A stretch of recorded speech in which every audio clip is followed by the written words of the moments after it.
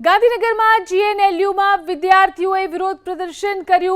જીએનએલયુમાં વિરોધ પ્રદર્શનના દ્રશ્યો જોવા મળ્યા। પ્રાથમિક આરોગ્યલક્ષી સુવિધાના અભાવ મુદ્દે વિરોધ। 2 દિવસ પૂર્વે આ જ કેમ્પસમાં એક વિદ્યાર્થી આત્મહત્યા કરી હતી।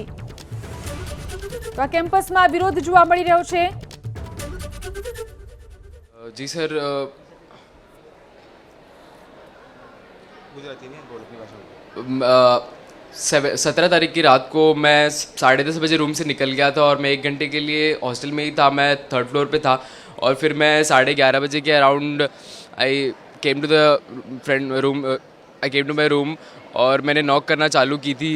और पहले हमने मतलब 2-3 मिनट नॉक करी और जैसे कि हमेशा से मतलब कि पहले कभी कहीं नॉक किया हो और अगर रूम से अंदर से लॉक्ड है और खोल नहीं रहा और 2-3 मिनट हो गए तो we usually start calling them up because we start assuming कि वो सो रहे हैं अंदर या फिर ईयरफोन्स लगाए हुए हैं।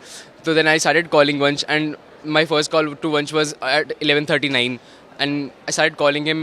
आई called him consecutively 4 times from 11:39, 40, 42 और 43 और एंड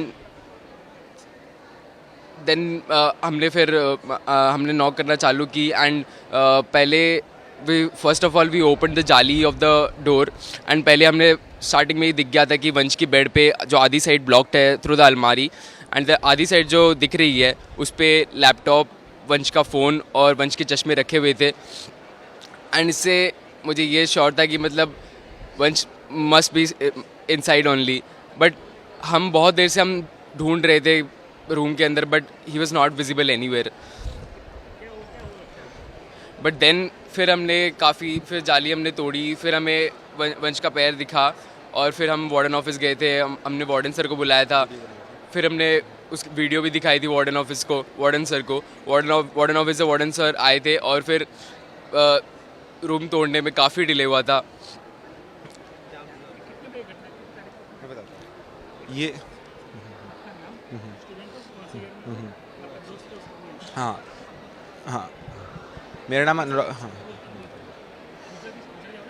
नहीं हिंदी गुजराती अभिराज भाई थी ना वहाँ पे स्टार्टिंग से। अभिराज भाई स्टार्टिंग से थे।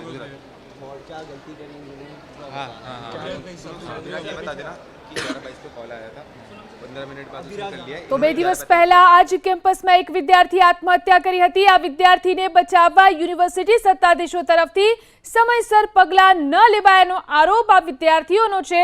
વિદ્યાર્થીઓની અંદર આક્રોશ જોવા મળી રહ્યો છે। કેમ્પસમાં આપાતકાલીન સમયે તત્કાળ કાર્યવાહી માટે પ્રશિક્ષિત સ્ટાફ ન હોવાનો આરોપ। 11:30ની ઘટના છે આ રાતના। તો પ્રિતિશ જેમ કે એનો રૂમમેટ હતો, લોકો રૂમ ખખડાવતા હતા તો હું અહીંયા પહોંચ્યો। પછી અમે રૂમ ખખડાવ્યું ને કંઈ જવાબ ન આવ્યો તો પછી અમે ઉપરથી રેલિંગમાંથી જોયું ને ધીમે ધીમે અમને ખબર પડી કે કંઈક પ્રોબ્લેમ છે। પછી થોડીક વાર અમને થઈ કે એને લોકેટ કરતાં અમને એમનો જાળી કાઢીને અમે ફોન નાખ્યો અંદર, વિડીયો રેકોર્ડિંગ કરી રૂમની તો જોયું તો એનો પગ દેખાતો હતો દરવાજા પાસે। પછી અમે ગયા વોર્ડન ઓફિસ પાસે દેખાડ્યો કે આ વિડીયો છે, આમ છે। વોર્ડને બહુ સિરિયસલી ન લીધું। અમે એને ખેંચીને લાવવા પડ્યા। પછી આવ્યા વોર્ડન પોતે આવ્યા ને એ કંઈ કરવા માંગતા નહોતા। એમણે ફેકલ્ટીને ફોન કર્યો, એમના સુપિરિયરને ફોન કર્યો, પછી રજિસ્ટ્રારે ફોન કર્યો કે અને પછી રાહ જોઈ એમણે કે એ લોકો આવે। ત્યાં સુધી કાંઈ પ્રતિક્રિયા થઈ નહીં, હજી એમનું એમ જ હતું। પછી 20 મિનિટ્સ થઈ ગઈ, ઘણી વાર થઈ ગઈ। પછી જ્યારે ફેકલ્ટી આવી ત્યારે એમણે કંઈ કર્યું। અહીંયા સ્ટુડન્ટ્સ બધા છે ને રોવા માંડ્યા હતા। સ્ટુડન્ટ્સને વોર્ડનની બોલાચાલી થઈ ગઈ હતી કે કરો, કંઈક કરો, આમ કરો। પણ વોર્ડન કંઈ કરવા માંગતા નહોતા ને બી ગયા હતા। અને પછી એમને એમની રિસ્પોન્સિબિલિટીથી બચવા માટે એની સુપિરિયરની રાહ જોઈ।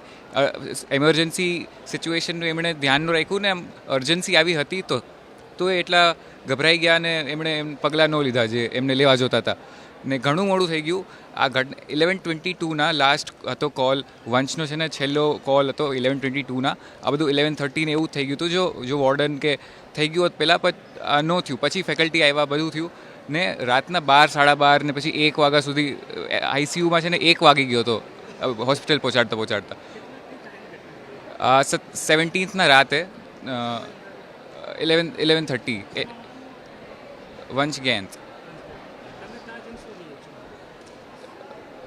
તો ત્યાં જઈને અમે રૂમ બંધ હતો। પછી ઉપરથી પહેલાં કાર્ડબોર્ડ કાઢ્યું, ઉપરથી વ્યૂ લીધો, પછી અંદર ફોન નાખ્યો ને ફોન નાખ્યો પછી જોયું કે એકદમ દરવાજા પાસે જ છે ને એ આમ ઢળી ગયો હોય દરવાજાને અડીને, તો અહીંયા ઢળેલો અમને દેખાણો એટલે અમારે કે ભાઈ હવે ખોલવું પડશે ને, બેભાન ઓલા હાલતમાં હતો. તો ના આમ તો છે તો સુસાઇડ જ ને, પણ જે સહયોગ જે યુનિવર્સિટીના ઇન્ફ્રાસ્ટ્રક્ચરે આપવો જોઈએ એ એમણે નહોતો આપ્યો. જે